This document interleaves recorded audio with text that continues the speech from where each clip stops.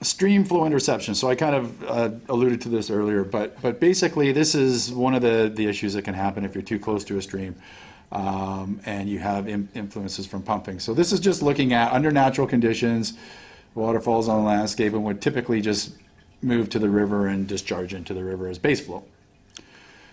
At early stages of pumping, where you have no stream capture yet, you basically just are capturing water immediately around the well and taking it out of aquifer storage. Okay? But as the drawdown cone evolves over time, it's eventually going to reach something like a stream or a lake or some sort of feature that can contribute water. That could be another aquifer, by the way. And in later stages, you start getting capture. Right? So this is what's happening is now this drawdown cone has propagated out and is interacting with this river and is now capturing river water from that river and pulling it in, or denying the base flow to get there. That's another way of looking at it, right? Well, what does that mean? Well, this is what can happen. Normally your hydrograph would be this blue line, but now you've got this change. So you've actually reduced the stream flow through pumping nearby by capturing that either base flow that either go there or physically pulling water out of the river through an induced infiltration type of process. So when we're developing our water supplies, we need to keep this in mind, that there are interactions that can happen within days, years, months, decades, hundreds of years. Depends. Which leads into some of the common misconceptions around groundwater. First one, total withdrawal of groundwater from an aquifer is safe or sustainable at rates volumes up to the average recharge. Wrong. If you're using up all the recharge for pumping, you're actually now denying the natural system to function as it did. So that recharge was actually feeding to some springs or feeding some surface water features. You're now denying that. So that's a misconception. It is something less than that amount that you need to be operating within. And it really does come down to what kind of things are you capturing water from. Number two, depletion or drawdown, whichever you choose, is dependent on the rate and direction of movement in an aquifer. Wrong. Water, sometimes water is moving, sometimes it may not be moving, but drawdown is not dependent on groundwater movement in an aquifer at all. Depletion or drawdown in an aquifer stops when pumping ceases. Incorrect. What happens when you're pumping is you're developing a drawdown cone, and it becomes an asymptotic thing. Like drawdown extends out really into infinity, but at really, really small amounts. When you turn a well off, you've developed basically a drawdown cone that needs to fill itself up again, right? So you turn the pump off and the water starts recharging in your well. But that water is still coming from the system, so the drawdown continues, actually, for years afterwards. As a matter of fact, some of the work that they've been doing in the States on some of these large groundwater projects, they're projecting the effects to actually go out 100 years before the water level has fully recovered in that system. And that's assuming that the system has the ability to come back to its full state, which sometimes isn't the case. But drawdown does continue. So you can say, well, we got a problem over in this part of the basin, we got to stop pumping. You're going to be prepared to see drawdown continue for a while. And that goes to setting safe levels in your aquifers. We have a lot of water in this province, surface water, groundwater, and really I think the real challenge around that is understanding the system to begin with. So first of all, understanding how much you have, how it's being used, and what implications that has in the future, and then determining if there's a strategy to ensure that you're not going to create a situation that you don't want to create, like an unintended consequence. So really understanding the dynamics of the system, like how is it responding over space and time, because that changes, right? And the risk around particular activities. If you're establishing large groundwater diversions in areas that have a potential connectivity to a water body that you want to protect, you need to understand the ramifications of that. And I know it can be tricky, but there's lots of neat ways you can do it with numerical simulations and things like that to at least give you an idea. But you can't just model and think you've got the answer. I mean, monitoring is absolutely critical, and then setting proper management objectives that are pragmatic and achievable, but then having a way to investigate and respond is critical. Otherwise, we just keep doing what we're doing, and then we wonder why things are happening, right? And we have to be prepared to make those difficult decisions. The last one, number 4, is pumping groundwater below a confining layer. So that was pointed out earlier, like a clay or something that might separate an aquifer from the surface. Will eliminate the possibility of impacts to surface water connected to overlying groundwater system. Wrong. Okay, this is the capture thing again, right? That pressure transient propagates out into time and it starts impacting other things. So even if you're down in a confined aquifer, let's say 100 meters, you can still influence things at surface. That's just the law of physics. So some of the risks and mitigations, I think this is, now that I've kind of, hopefully I haven't scared you too much, but there are risks, but there are ways of managing these. You know, we're smart people, we're the master species, right? So we should be able to manage our way through some of these challenges. So this is showing some model results. So we, as part of this Predicting Alberta's Water Future, we developed a groundwater model for the entire province. Now this is fairly rudimentary, but it does give you an indication of what things could look like going into the future, looking at current groundwater use with about a 2% growth rate for personal use and industrial use and things like that, and where we might actually start seeing some challenges. Well, it's obvious that that up in the oil sands, major implications, right? Because what do they need to do for these mining operations? They have to dewater them, right? They have to keep these mines dry, so they have to pump the water out of the aquifers below the base of the mines, so they don't get water coming in and the floor heave and all that, you know, problems that you would have moving equipment around and things like that, which has implications for the Athabasca River. So they effectively remove 100% of the available head in those aquifers because they have to. When we actually come down more into southern Alberta here, we start seeing in the Edmonton, Calgary, and Calgary corridor and out east of Edmonton and up in Cold Lake, some potential influences of modeled head loss.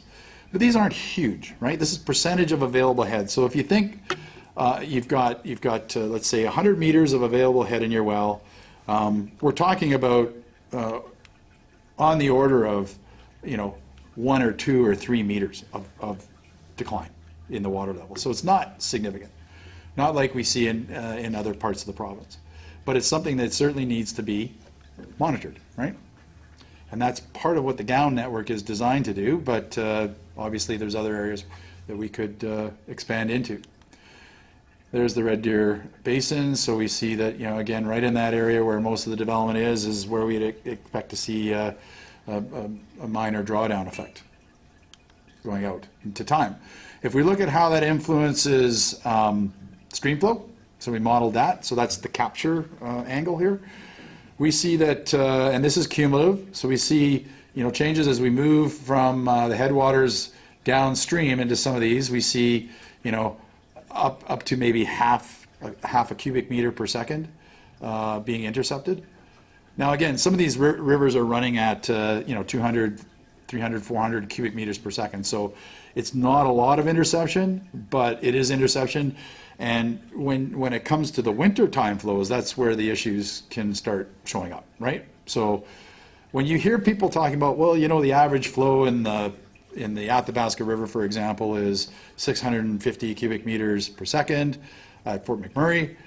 Yeah, that's average, right? And when you start talking about average and people aren't telling you what the standard deviation is, it's meaningless, absolutely meaningless.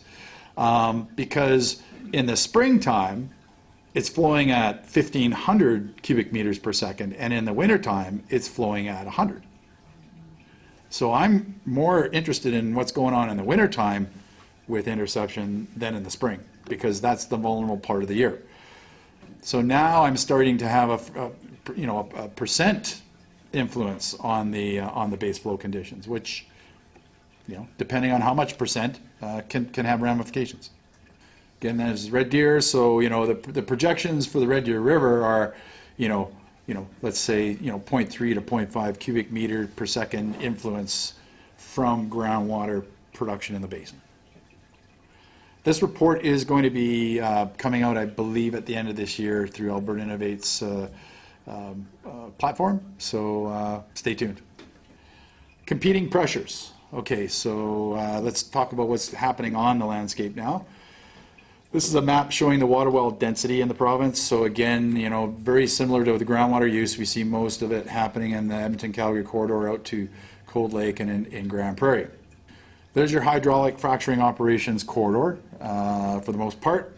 A lot of activity happening in this area now, extending down into the area here.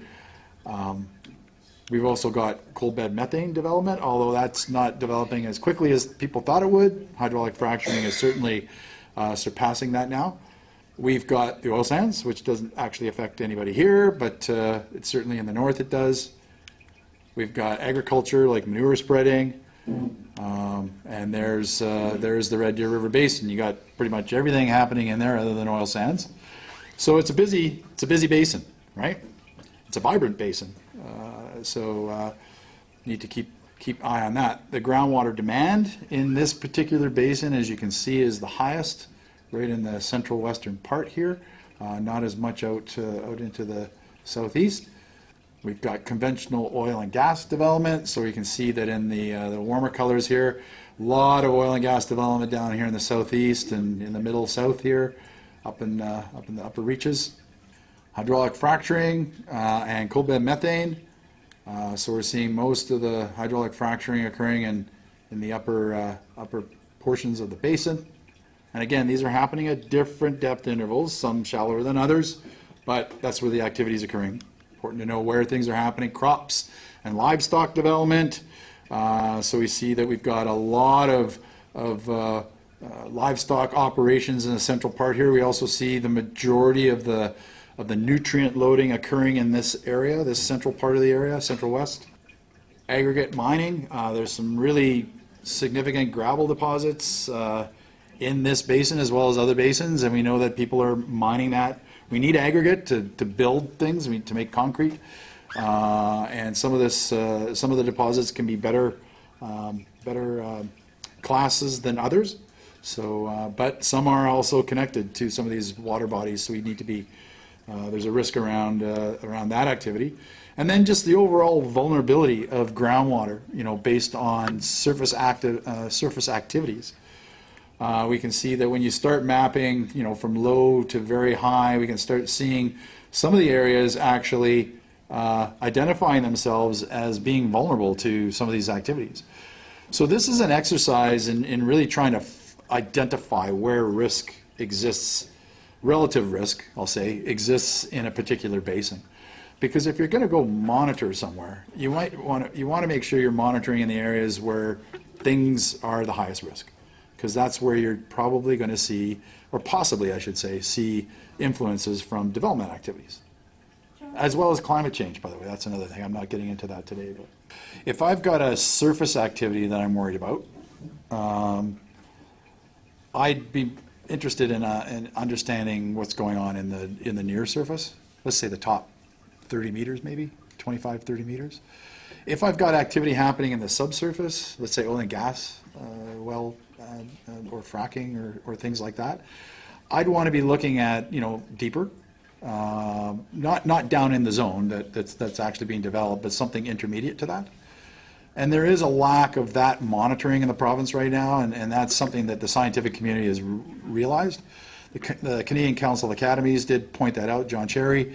I was involved in a hydraulic fracturing workshop in Pennsylvania, talking about how we developed a spatial approach of risk and opportunity mapping to identify the best locations to establish monitoring wells for unconventional oil and gas. So that was for EMERA, ESRD at the time. There are ways of doing this based on risk. There's a lot of information out there, there are gaps, but that shouldn't stop us from trying to make some sense of this development activity and monitor accordingly. It's expensive to do. Drilling wells is not cheap. Going out there and sampling them is not cheap. So we want to make sure we're spending our dollars the best we can in this province. And as you would know, one of the other big challenges is sustained funding for any of this stuff, which is a bit of a challenge. That's been brought up a number of times to Alberta Environment. The suggestion, actually, I was just involved in a project with them as an external expert to help develop a groundwater management framework template to support the land use framework process. And the suggestion was made about perhaps charging a levy on water in the province. 10 billion cubic meters allocated. If that was even a fraction of a cent per cubic meter, you're talking tens of millions of dollars of sustained funding. Very controversial, though, unfortunately. This, I mean, it is identifying certain locations where you might want to have a little bit more vigilance. But, you know, overall, if you look at this, I mean, the vulnerability is fairly low. It's just certain locations, maybe close to, you know, where there might be granular deposits, like river valleys and things like that are usually the more vulnerable places. So, you know, if you're talking about establishing landfills and things like that close to water bodies, you know, and the landfill's up on a hill, that kind of stuff isn't great to do because you know that the water wants to report down into the lower parts of the valley. So, but the long and short of it is, I mean, you do have, you know, some areas down here that that might warrant some, you know, some attention going forward if there's a concern. And I'll get to that because I did, you know, when we did actually, I was involved in writing the groundwater component for the integrated watershed management plan, so you might recognize some of these figures. So we've made recommendations in the end game around trying to address some of those concerns. And groundwater stress is another one. So, you know, calculating, here we just did a simple calculation of the demand per area versus the recharge per area. And overall, it looks pretty good for this particular basin with respect to the amount of groundwater that's pulled out versus estimated recharge. But again, we got to be careful because, as we saw in the misconceptions, right, using up to the recharge is safe and sustainable, which is untrue, right?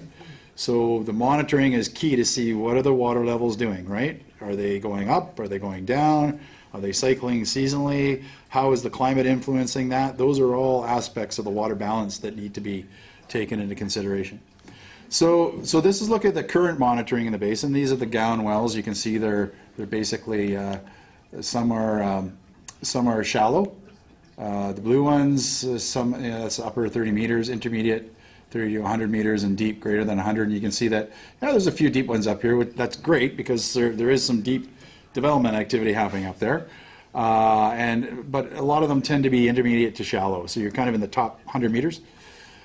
This is where we proposed that a number of locations go in to kind of round things out as sort of a first pass, because we do know that, you know, there are pressures down in this area, and this is where some of the attention might need to be focused, as well as up in the hydraulic fracturing area and things like that. So building on the current network or working with Alberta Environment to assist them with their gown network, where you think that you might be interested in having, you know, some surveillance is very, very important. And, you know, I used to sit on the board of directors for the Border Basin Council, and, you know, that's basically what we were trying to do, is interface with the government as much as we can, let them know what our concerns are, come with some solutions, don't always come with problems, because that's what they're looking for. They want to know what's going on out there. Sometimes they can be a little bit isolated, but they aren't unapproachable.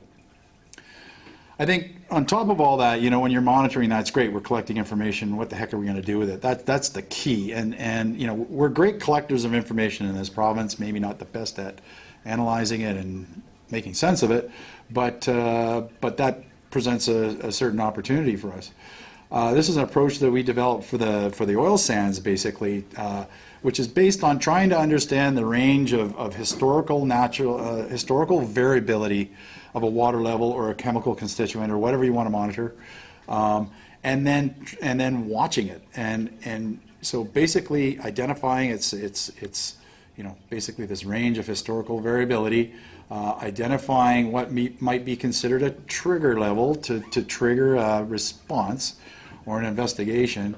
And then, you know, maybe identifying what's an exceedance of a desired level or concentration of something, right? Because at some point, and you know, you got to maybe sometimes stop doing things or take a step back. Again, very much predicated on how much you understand about the system. And then taking this through a process. So basically looking at, am I in my background conditions? Yep, I'm in my background conditions. So I'm within my range. And my management objectives that I set in my integrated watershed management plan are being met. Excellent. Keep monitoring. Keep your eye on things. Oh, but I've hit my trigger level. Okay. I've met or exceeded my level. I need to implement an investigative process. Because it could be very much a natural manifestation. It could be a climate effect, right? I've been in a drought for 3 or 4 years. My water levels are declining for some reason. I need to investigate this and understand the risk associated with that going forward. And if it comes down to it, I might have to actually mitigate it. You know, so complete my investigation, monitor and develop a mitigation strategy. Mitigation could be stop pumping in this area or scale back. It might mean active remediation of a hydrocarbon plume or a landfill leachate or something like that.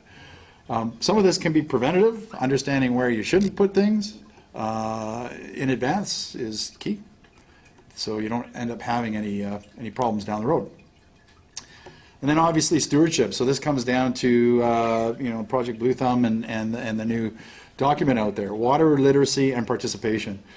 We are challenged with literacy around water in this province, so we have varying levels of understanding about it, particularly the subsurface, because no one really understands the subsurface because you can't see it, right?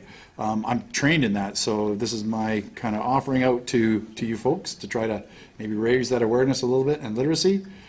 Water quality objectives, not just surface water, groundwater as well, right? Setting those and making sure that those are met. Beneficial management practices, so that's the proactive part of protecting our water resources. Looking at emerging issues like hydraulic fracturing or coal bed methane or things like that, and trying to understand them and the risk associated with them, not the perceived risk, the real risk. We have to step out of the world of perception into reality at some point and make some, you know, good decisions about how we're going to develop as a province. So that's that. Groundwater monitoring network, as we talked about. If you're not watching things, you don't know what's happening, right? You can't manage what you don't measure. So monitoring is really, really important. Source water protection, you can't stress that enough. Identifying sensitive recharge areas, discharge areas, things like that. And maybe managing the activities in those areas into a more conducive space is something that can be done. Mapping of groundwater resources, that can't go without being said enough. Alberta Geological Survey has the provincial groundwater inventory program underway. They are mapping groundwater resources in this province. A lot of us are working from different angles on this, but all of this is coming together and basically increasing our understanding and literacy around our subsurface groundwater resources. And then integrated monitoring and reporting. So integrated, okay? Surface water and groundwater, that's integrated, maybe with the climate, and trying to understand, okay, you know, how is this system operating? And the only way you can do that is through the integration of information. And so final thoughts, right? This is it. So obviously water is one of our most precious resources in Alberta. The success of our economy is intimately tied to water, no doubt, right?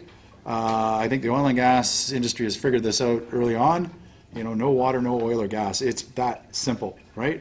No water, no food. It's that simple, right? So we need to understand how it's tied to our economy and how we're using it, and the benefits it generates, but also we have to understand the influences that it might have. The volume of Alberta's groundwater is orders of magnitude greater than our surface water. So, you know, it is an opportunity, particularly in certain water-stressed areas where they're more prone to drought. Groundwater offsets are an option. But again, you need to understand that information. And finally, monitoring and management is key, obviously, to groundwater sustainability through enhanced awareness and literacy. So we need to bone up on our skills. collection of proper data, mapping and monitoring, execution of effective management objectives and best management practices, and response to unacceptable events. We can't just let things happen. We need to be able to respond to that.